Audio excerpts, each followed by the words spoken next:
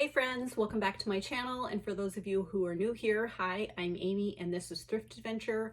I'm a full-time reseller primarily on the Poshmark app, but I do dabble on other online platforms and I sell locally. Today I have another ship with me video. These sales are from over the weekend and oh my, it was a really great weekend. I have some high dollar sales, interesting things to share with you, so you want to be sure to watch all the way until the end because I always have unique items that I'm sure you can learn some new things to keep your eyes out for when you're out thrifting. So let's get started. I'll start with the accessories. I have some clothing, I have some hard goods, all sorts of stuff.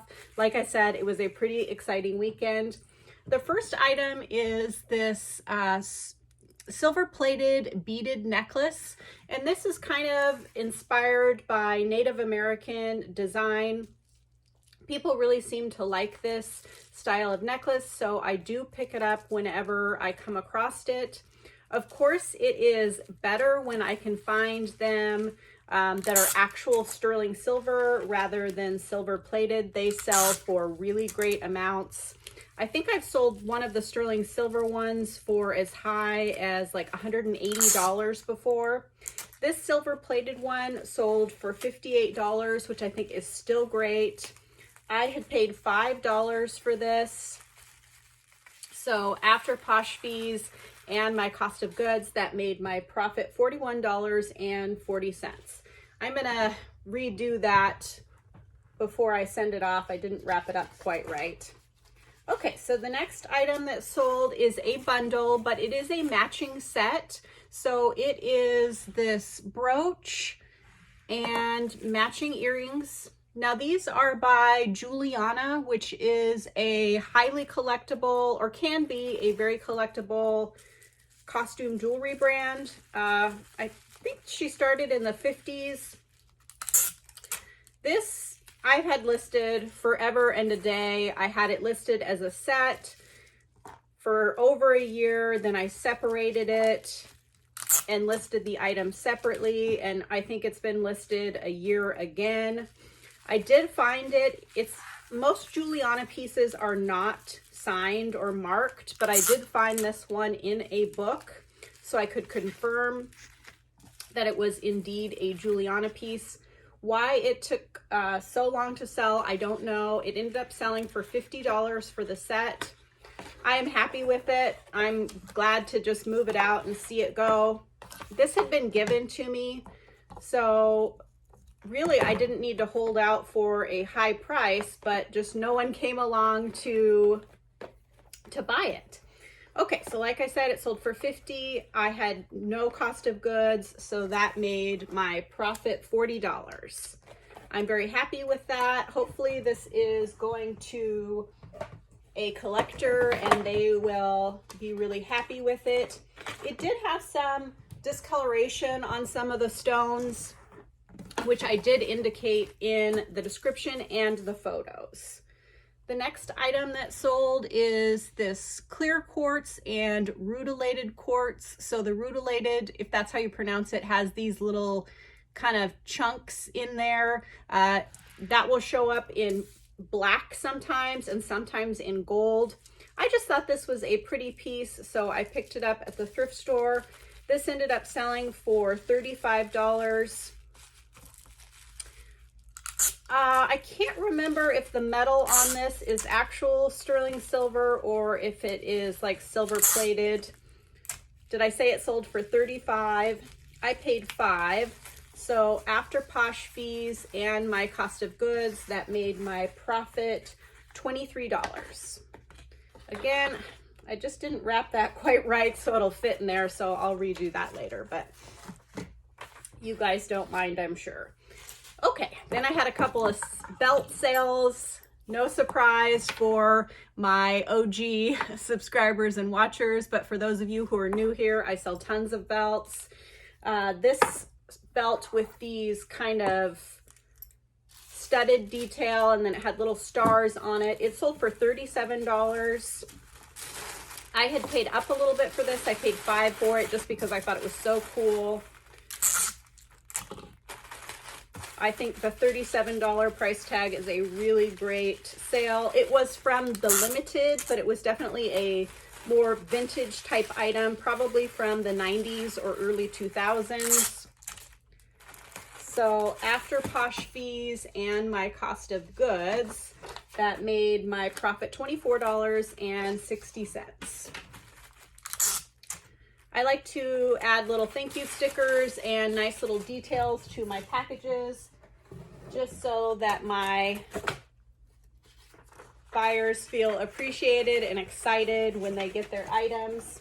For my belts, I typically use the small flat rate box. The other box that I use is the 1096L, I believe it is, and it's just slightly larger than this. Okay, the next item was another belt, and it is this snakeskin print leather belt. It is the belt only. There is no buckle included. If I come across one of these belts that does not have the buckle, I still list it and sell it. Lots of people are looking for a belt only to add, you know, kind of a fancy buckle to, or if they have some sort of award buckle. So this sold for $20. I had paid $3 for it. So after Posh fees and my cost of goods, that made my profit $13. I think that is great. If you guys enjoy this type of video, I would love it if you would subscribe to my channel. If you ring the bell, it'll notify you when I upload new videos. Also, if you give this video a thumbs up, that really helps me out. Okay, I have quite a few more things to go. Like I said, it was really a wonderful and exciting weekend. I've been listing a lot lately in all different categories, some high price, some low price, and I think that it has kind of sparked the algorithm to suggest my items. So the next item is this somewhat vintage leather duffel bag. Isn't that just gorgeous? Here is the brand logo, and I can't remember offhand what the brand it is. It is made in Italy. Sorry about that. Let me show you the label here.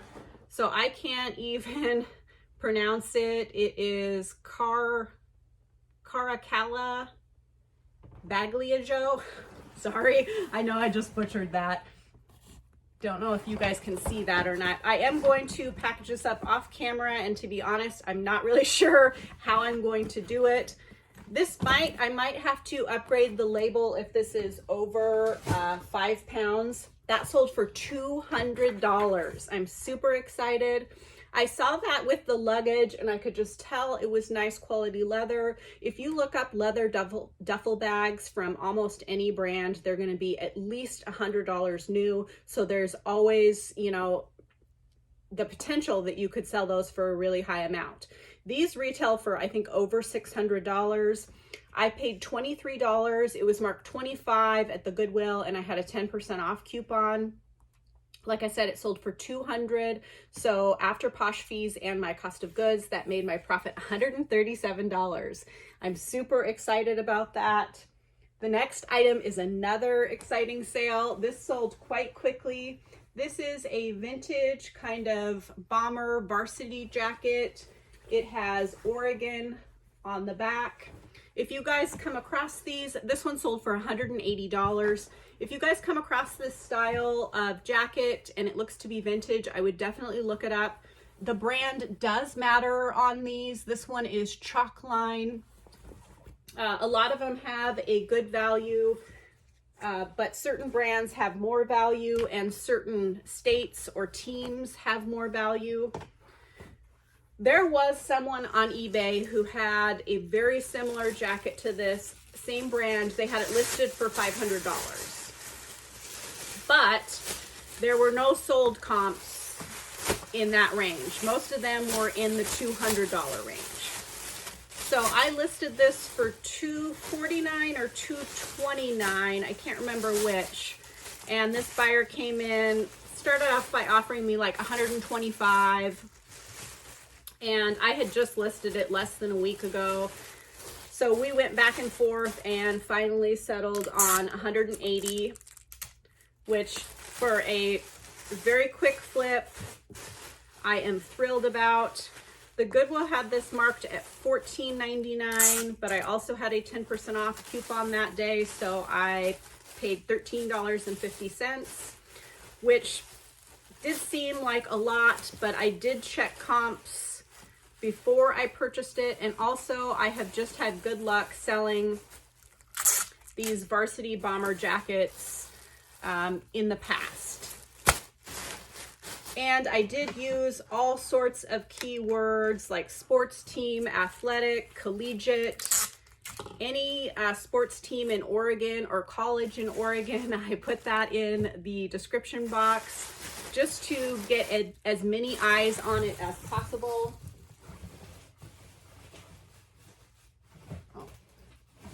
Okay, so did I say after Posh fees and my cost of goods, that made my profit $130.50. Another really great sale. Anytime I can have, you know, profits over $50, I absolutely love that. The next item is this vintage Eddie Bauer reversible goose down jacket. So if you find one of these reversible jackets and you think it's something good, typically the brand tag will be in the pocket here. And here it is, and it says that it is Eddie Bauer and that it is genuine down and the size. It reverses to this fun kind of festive plaid print. I picked this up towards the end of last winter, so it has been sitting for a little while. I think I initially maybe had it priced too high. I think I had it priced at $99. It ended up selling for $50. I relisted it and reduced the price, and this buyer offered me $50. So I told myself that I am going to be accepting reasonable offers on coats because my coat racks over here are overflowing and I have bought more coats. So as long as I am making a reasonable profit, I am going to accept offers. And also, you know, there will be some unique special items that I'm not willing to, you know, take a very low offer on. Okay, so it sold for $50. I paid $10. So after Posh fees and my cost of goods, that made my profit $30. I think that is great.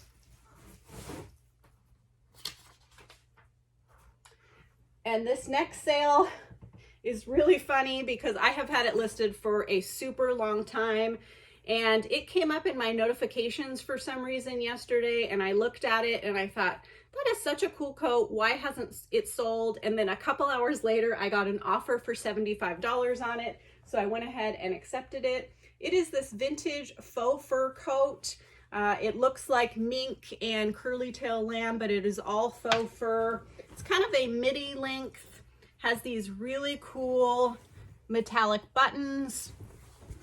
I'm not sure what the brand name, or if there is no brand name on this, so I just listed it under the vintage brand. I'm gonna go ahead and package that up off camera. So a lot of people who are looking for vintage are interested in brand, but they are also interested in style and era. So you definitely want to try and figure out what era an item is from and put that in your title. I also use the keyword penny lane because that style of coat is very trendy right now. And yeah, so I'm glad to see it go. It sold for $75. That was given to me, so my cost of goods was $0, so that made my profit $60. I'm thrilled with that because I get the money and it is out of my inventory. Okay, the next item sold on Chairish.com, and let me see if I can pick it up. It is this vintage brass fireplace screen, and these things, let's see, on the sides fan out like a peacock. I have sold this same style, I think probably 5 times, maybe more, and I always do really well with this.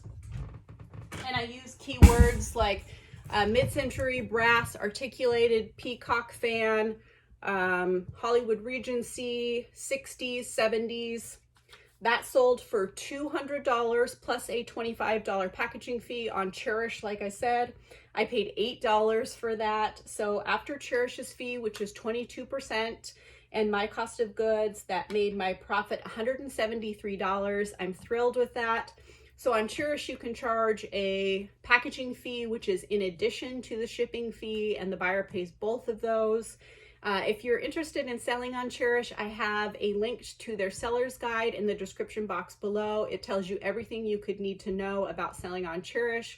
A couple of important things are that if you have less than 10 items listed on there, they charge 40%. So you want to make sure that you have plenty of items to list before you go, you start selling on there. The other thing is that it is a curated site. So you may submit an item for sale and they can decline it and say, no, we don't want this sold on our site.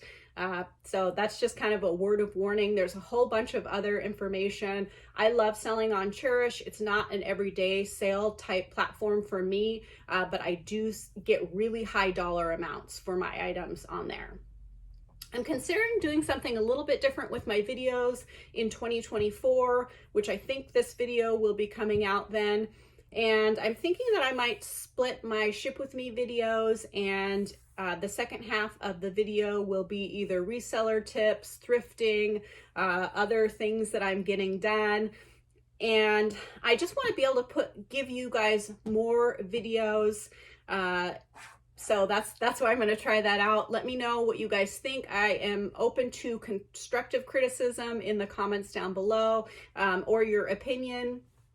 And I just want to bring you guys more content and good content. So don't go anywhere. I'll either be back with more items to ship out or with some reseller tips. Okay, see you soon. Okay, so today for the second half of the video, I decided to show you how I'm going to package this brass fireplace that I just sold on Chairish. I had quite a few questions on a recent video how I packaged the other fireplace screen, so I thought it might be helpful for you guys. Today I am using almost solely recycled packaging materials. Now this does take more time to use this type of material, and sometimes I do, sometimes I don't. I just happen to be out of large bubble wrap that is new. So I asked my friends and family to save their packaging materials for me, and a lot of the time I can use free supplies, which is wonderful to save money, but it's also wonderful for the environment. So I am going to try and put at least 3 layers of bubble wrap around this fireplace screen. So I will do a time lapse and show you how I do that.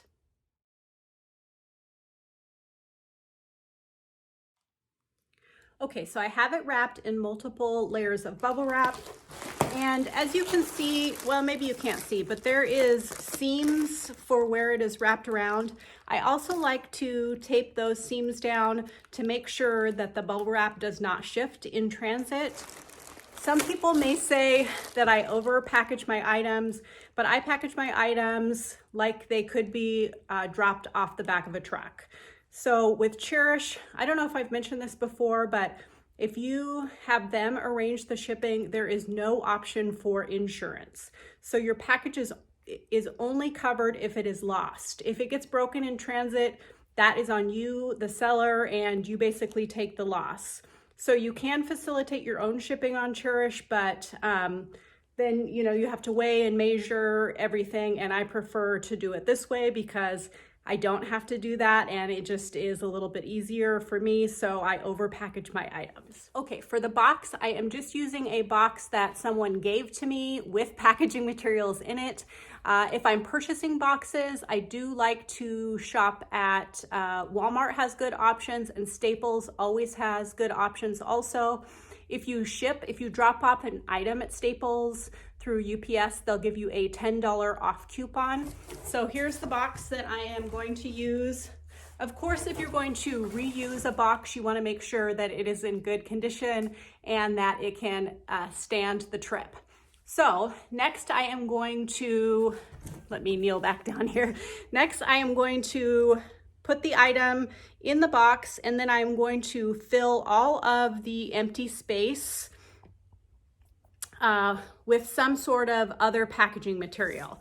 If it were a smaller item, I would use packing peanuts, but I feel like that would be a waste of packing peanuts, and I'm kind of short on them right now. So I am going to use newspaper and other paper that people have given to me, again, for free. So that may not look quite as professional as packing peanuts, but I do want to reduce waste and reuse items when I can. So I will get that done, and then I will show you what it looks like inside the box when I'm done. Okay, here it is, almost done.